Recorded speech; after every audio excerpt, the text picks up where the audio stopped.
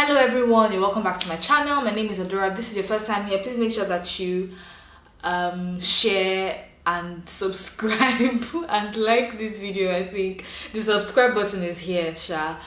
As the title of this video implies, today I will be talking about ways to help you, hacks that you can do, tips for you to, work from home and still give yourself that work-life balance. Because there are some people that, it has become so bad for them. Like, they sleep maybe at 10 p.m. every day, and at like 9:45, the last person they spoke to was probably their boss. And when they wake up in the morning, the first thing they do is pick up their computer and they're doing work, or they're texting their boss again, and they do this round the clock. The context switch is really hard. Normally if you had to work before and you were required to go to an office, you know that, okay, when I am at home, I am doing the things that I do when I am in the house. So I wake up in the morning, I do my morning routine, and then I go to the office. And then when I'm at the office, I do work. And on my way back home, when I come back, I go back to like the rest of my day and do other things in my normal life and stuff. But now, that context switch has like sort of been taken away from you, because now there's no work anymore. There's no work building. There's no workspace. So it's difficult for some people to know, when to work, when not to work, because your work is your home now, your home is your work. And in this video, basically, I would be giving a few tips on how to balance your working from home and your normal life in this time. I am aware and I agree that it's hard for a bunch of people. Some people have it all figured out, all great and good, but there's some people that don't. And this video is mostly for the people that don't. I might say something that, could help you work better from home, and I hope that this video in some way is going to be able to add value to you.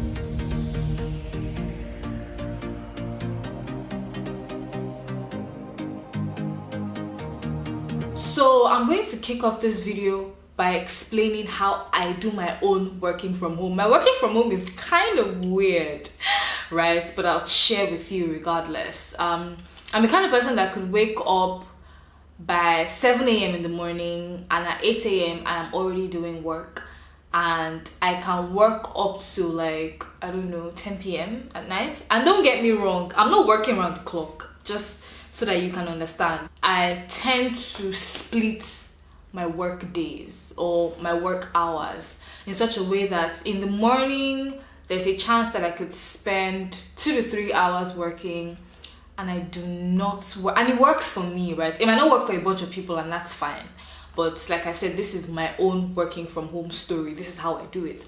So I could work from I could work for 3 hours in the morning, and then I don't work again until like maybe 4 hours later, and then I work for like maybe 2 hours, and then I take a break, and then after dinner, after I've watched because I have my dinner at 5 or 6 latest every day. So like after my dinner, let's say I have my dinner at 6, I could watch maybe one series or something, one episode of a series or a movie on Netflix or whatever, and then pata I'm done at like 8:30, 9ish, and then I could just work from that time till like 10, and in that time I'm doing other things, like maybe responding to text. So my night working is always just cleaning up a bunch of things to get ready for the next day tomorrow, especially in cases where maybe the work that I'm doing, other people depend on it or something like that. Sometimes, not all the time though, sometimes this is how I work. Other times I could be, and before I even get to how I do it other times, I'll give like a typical day. So let's say I wake up at 6:30, 7 in the morning. I would have breakfast, all the things that you do in the morning, Sha. And then I'm like, okay, it's time to get to work. So I could now work from like, 9 a.m. till like maybe 12. days where I don't have meetings. If I have a meeting and I have a meeting at like 3 or something, I won't want to work that early so that I'm not mandated to get back into that work zone when it's time for my meeting. But days when I don't have meetings, I could work from like 9 a.m. till 12. Maybe the previous day I had maybe submitted like a pull request and their comments on the PR, I could go back, and then revise those comments. Or maybe I was writing code or I was doing research, I could go back and do all these things. And then at like 12, I take a break by force. Like, I feel like breaks are important because they just help you keep you in check and prevent you from, because no matter how much you love what you do, there's a chance that at some point it can frustrate you and then you can start hating it. Like, burnout is real, so don't try to force or anything like that. So I take those breaks at maybe 12, and then the break could be me maybe going to gist with Mom C, or me watching a couple movies, or I don't know, going off to do a don't rush challenge or whatever. Like, I take a break for like 2 hours and then I come back. Probably I might have eaten at the time. I come back, and then obviously work is always going to be at the back of your mind. So you might be thinking about, oh, okay, this thing I was doing it before I went on this break, and then this is how maybe I can even do it faster. So when I come back, I get back into my work for a few more hours, and I might take another break. This time maybe the first break I took was like 2 hours. This time it might be 2 hours or an hour. I take that break, I maybe go off to sleep, and then come back and then work for the rest of the day. The reason I do that is because there's some times that I might have to, this was happening a lot a few weeks ago when I was maybe communicating with people that were not in the same time zone as me. And because of that, I would not want to walk around the clock. Like, I won't want to do my normal 9 to 5, and then by 7 p.m. I'm still trying to call somebody in a different time zone. So I just did like maybe a 9 to 11 and then like a 3 to 5 or whatever. Like, try to put the time sharp so that it works for me, and then I'm not overworking myself and slowly getting burned out and not noticing. So that's how I do mine. And then there are some days that I just do the 9 to 5 JJ and then go and sleep, can't stress. Depending on the mood I'm in that day, depending on the kind of work I have to do that day, all these things actually inform how I set my work from home time for that day. And now I'll get into a few things that you can do as a person. I've told you my own story, I've given you like little backstory of what I do, and I'll tell you like a few things that you can do as a person that can help you work from home better. The first thing I see some people doing a lot is they are bad with setting time. So what they do, and I've seen this thing on Twitter like sometimes, and the fact that some people say it means that it probably does work for them. So that's why I'm suggesting this as well. What some people do is, but now with this our Lagos, that sometimes there's lights and other times there's no light. That's another reason why. So sometimes my breaks are even mandated because they've taken light and I'm like, see, there's no light, I can't die. Instead of me to go for this break in 2 hours, let me just go now, so that I would have taken my 2-hour break, and then hopefully by the time I'm supposed to be coming back to my computer, instead of me looking for maybe how to run the gen, or maybe luckily I still have like my laptop battery isn't dead, I can still work with that or whatever. Maybe there's sometimes that light will now have come at that time and I'm like, see, I'm in, and then I can just get back to work. But there's sometimes that's not the case. But like, I just remember this and I wanted to put this out there. Sometimes electricity also informs my work from home, balancing time, schedule, decision thing. Yeah, so there's some people that I've seen that what they do, I've heard that what they do on social media, I heard that what they do is they charge their computer, and then when it's full, they do their work on their computer. And it's like they don't power their computer when they're working. They use the computer until it dies. So I think they do that for 2 rounds, and then when it's dead the second time, they're like, oh yeah, it's time to go, it's all over, it's see you tomorrow. It's been real, guys, you know. And I think it helps because at least even if you're not tracking time by looking at the clock, or you have an alarm or whatever, you are in some way making sure that after 2 laptop battery cycles, I'm not working again. And that might be your own way of regulating your time, but it's important that you do that sort of thing. So that's a hack. What some other people do is that they now set times, like they actually, you know, draft like a timetable and it works for them. But not everybody is that disciplined.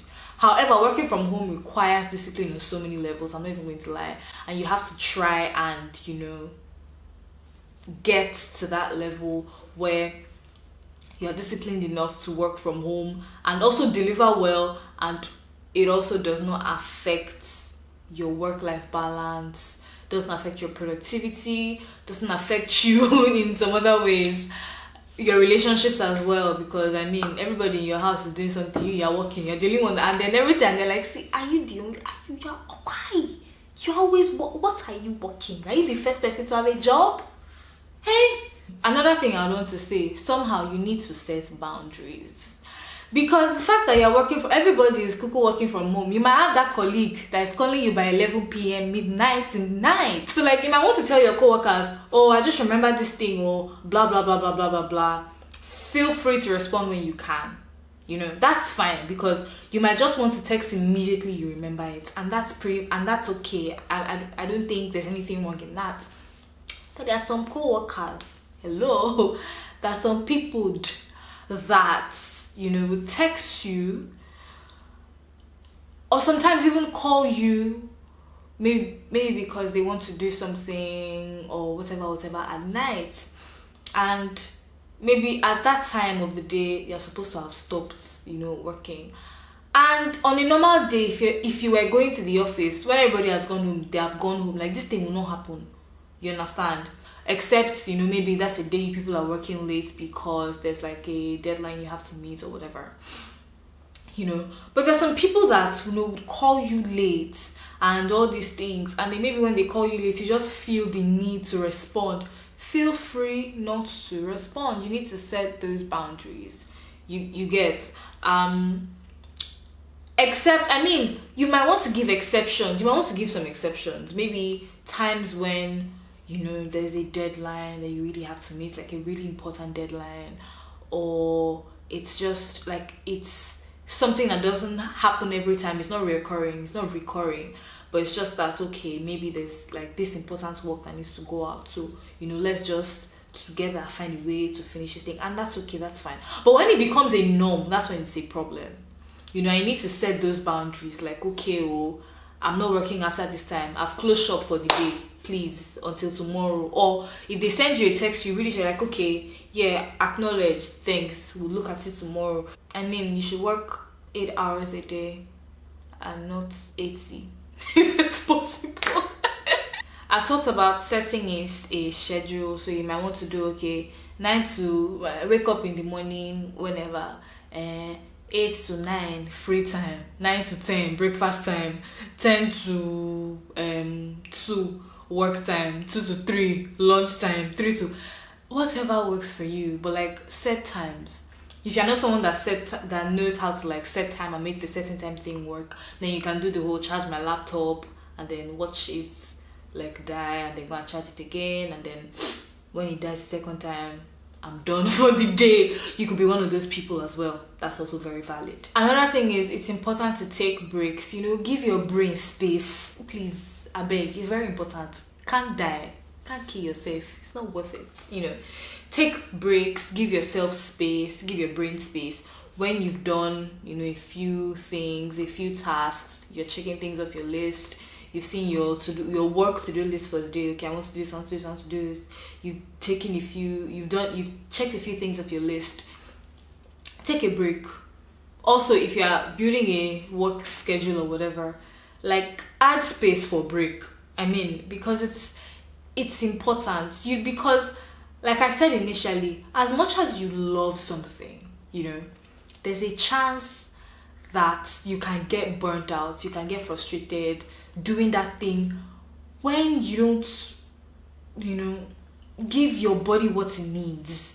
You need to rest, you need breaks. Recently now, with everything that's going on, you don't want to be the kind of person that is putting yourself under so much stress and, making yourself at risk to like a possible disease because you don't have, your immunity level is not high and all these things. So even if it's not for the fact that if you're someone that likes stress and you enjoy being burnt out, that's your personal problem. But please, right now, try and avoid that.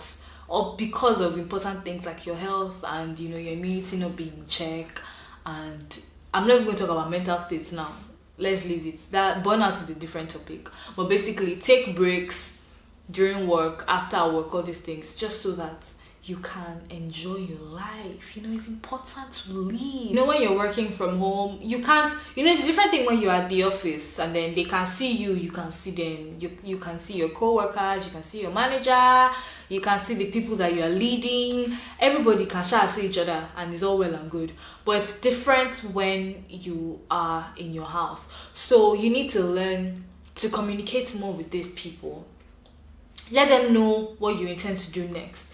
Let them know what you're up to, what you're currently doing, so that everyone is aware of what is going on and there are no assumptions, there's no I thought, there's no I was waiting for you but I didn't realize you were not doing it, there's no oh you were done and you didn't tell me and I've just been sitting down not doing anything waiting for you. You get try and communicate more than you would do on a normal day, because it's important to do that now. And this is not the video for it, but this period, I'm going to use Lagos as an example. Working in Lagos, working from home, for people that didn't used to do it before, it's going to be like a lot of stress because you have to think about, I need to get a workspace because I don't want to be working on my bed so that my back doesn't ache me. I need to get multiple ISPs because sometimes I don't want to call anybody's name but sometimes I might be using telco A and then they just decide to be moving mad and then I need to switch to telco B because I have an important meeting in 5 minutes. So you need to do all those things. You need to think about, okay, power, how do I do power, how do I manage this, do I have an inverter, do I have this one, how do I do this, what's the plan, or do I these are things that you also have to think about, which I'm not really going to be talking about in this video because this video for me is work-life balance working from home and not all the stuff you need to get to work from home properly. Okay, go and get 700 monitors. This is not the video for that. So this is basically how you can attain that work-life balance when you work from home.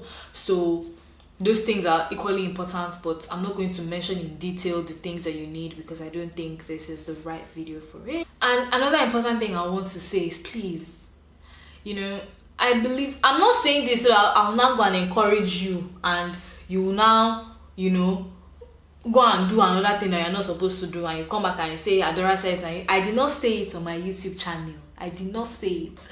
But I'm about to say it. But please don't misinterpret me is what I'm trying to say. Don't misunderstand me. Because of everything going on in the world and how people might be trying to readjust, to different things, and some companies, leaders in some different companies might know that there's a chance that productivity will drop this time around. And I'm not saying that's okay, that's fine, but that's the reality that we're in right now. So if you find yourself needing time to adjust because you're someone that used to go to the office every day and now you're working from home, that's okay. Calm down, take it a day at a time. Thank you so much for watching this video till the end. I hope that a few things I said in this video would add value to you and you can take them back and use them to help you, attain some form of work-life balance when you work from home. If you like this video, please give it a thumbs up and don't forget to subscribe. The button is here and also turn on the notification bell, so that when I post my next video, you'll see it first. Bye.